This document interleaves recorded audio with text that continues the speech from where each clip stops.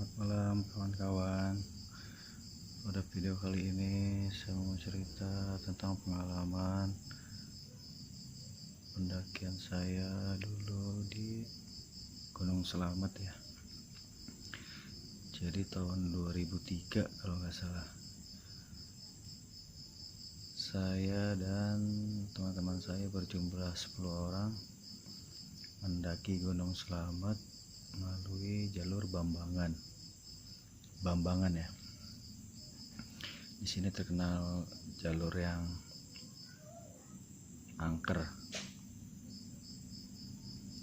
Jadi dulu itu ada pengalaman waktu sebelum sampai puncak tuh, saya lupa di pos apa ya, Samyang apa. Kita di situ terakhir camp ya, ngecamp, bikin tenda itu jam 5 sore. Nah, ada dua teman saya ngotot ingin melanjutkan sore itu juga naik ke puncak. Nah, di situ terjadi perdebatan. Akhirnya tetap dua orang teman saya ini naik ke puncak jam 5 sore tuh ya. Kami yang berdelapan bangun tenda di camp situ. Kabut udah mulai turun. Sekitar jam 7 malam kita udah panik ya, teman kita tuh belum balik yang dua orang itu ke atas. Rencana ditunggu sebentar lagi, jika belum balik mau kita susul ke sana ke atas, kita cari. Alhamdulillah nggak lama kemudian mereka balik turun dengan muka yang pucat, dan mereka berdua itu minta pulang malam itu juga, minta turun gitu, ngajakin pulang. Nah, disitu terjadi perdebatan lagi. Kita yang berdelapan ini nggak mau, karena kita kan belum ke puncak kan, rencananya besok pagi. Nah, akhirnya setelah negosiasi kita ngecamp malam itu. Besok pagi dua orang teman saya pulang, kami berdelapan naik ke atas. Nah, yang kami masih penasaran sampai hari ini gitu ya, mereka berdua tuh tidak pernah menceritakan mereka melihat apa gitu, sehingga kenapa mereka minta pulang masih menjadi misteri. Besok paginya kita berpisah. Kami berdelapan tetap naik ke atas, tidak ada apa-apa, cuaca cerah bagus. Kami sempat turun-turun ke pinggir kawah juga di Gunung Selamet itu ya. Gunung Selamet itu tertinggi di Jawa Tengah ya. Tingginya saya nggak hafal, sekitar 3.400-an meter lah dari permukaan laut. Nah, ada kejadian lagi pas turun ya.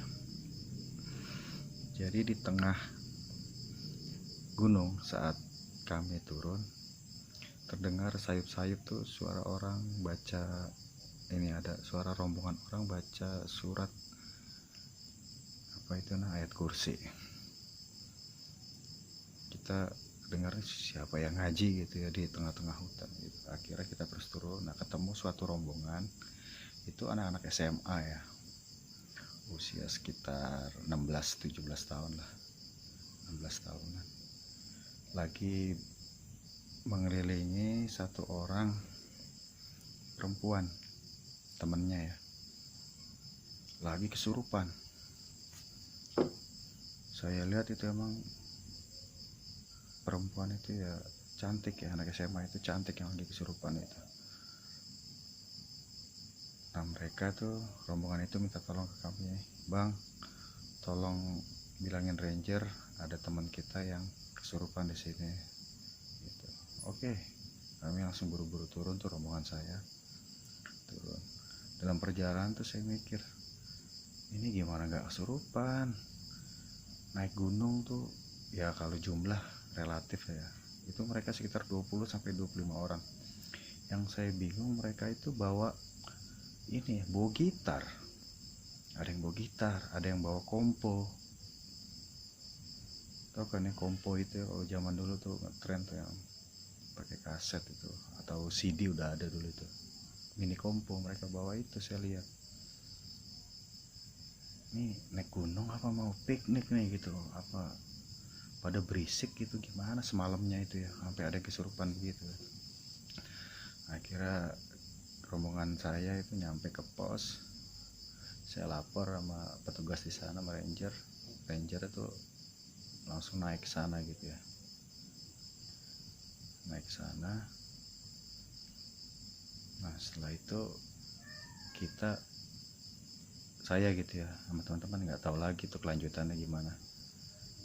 Nah sampailah kami di Jakarta,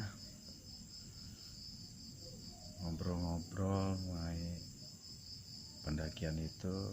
Nah ternyata ada beberapa BDRT ya dari tempat kami. Ada salah satu teman gitu, dia di bawah kami usianya gitu. Cerita juga di hari itu ada temennya gitu, teman sekolahnya mendaki.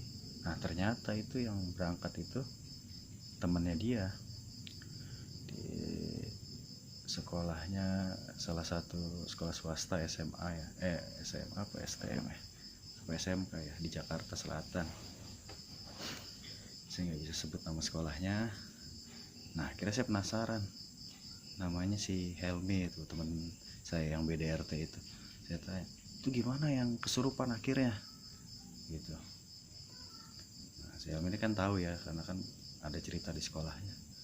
Akhirnya si Helmi ini cerita ke kami bahwa dia itu perempuan yang cantik tadi, yang kesurupan temannya itu ya, kemasukan nggak tahu siapa penunggu itu. Dia penunggu itu pengen cewek ini mati, mau dikawinin katanya. Jadi kalau flashback yang sebelumnya, yang kesurupan tadi itu sama ranger tuh katanya diikat pakai bambu ya, ikat pakai bambu, dibopong gitu oleh 4 orang, dibawa ke orang pinter dekat situ, dekat pos pendakian. Nah katanya kuncennya itu, yang orang pintar itu nggak sanggup ngusir arwah yang masuk ke dalam cewek itu. Terus katanya digambar tuh sama kuncennya, ini makhluknya namanya ini, digambar matanya satu, megang pedang katanya. Nah makhluk ini pengen cewek ini mati, mau dikawinin ya. Emang terus terang cakep, saya ngeliatnya waktu itu tuh, cewek lagi kesurupan. Akhirnya teman-temannya katanya putus asa, kuncinya nggak sanggup, akhirnya tetap diikat ya, dibawa pulang ke Jakarta. Nah katanya naik kereta, kata teman saya Xiaomi itu, naik kereta. Ketika sudah masuk stasiun Cirebon,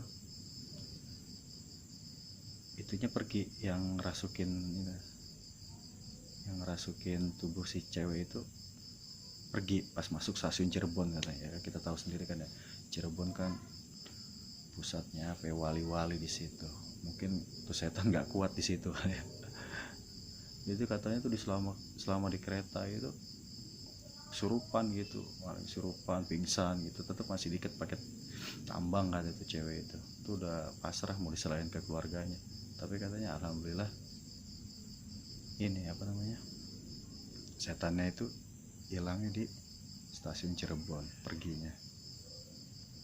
Ya gitulah kisah saya waktu itu yang saya alami. Saya lihat alhamdulillah rombongan kami tidak ada kendala apa-apa, cuman teman saya yang 2 orang itu berpisah, tahu dia ngelihat apa gitu sehingga minta pulang berdua itu.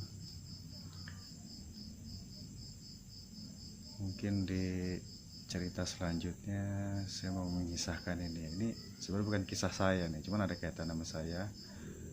Ini masalah abang saya nih. Abang saya juga dulu hobi naik gunung. Nanti dia ada pengalaman super mistis, menyeramkan di Gunung Lawu.